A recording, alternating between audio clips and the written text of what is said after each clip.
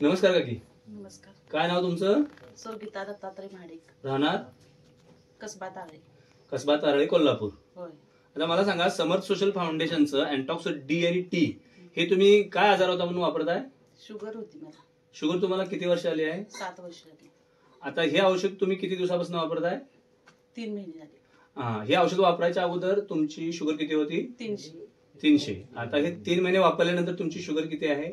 जेवायच्या अगोदर 100 आहे, जेवल्यानंतर 120-130 असे आहे. म्हणजे तुम्ही आता शुगर नॉर्मल आहे. होय. आता दुसरं मला सांगा की हे औषध चालू करायच्या अगोदर शुगरमुळे तुम्हाला काय त्रास जाणवत होते?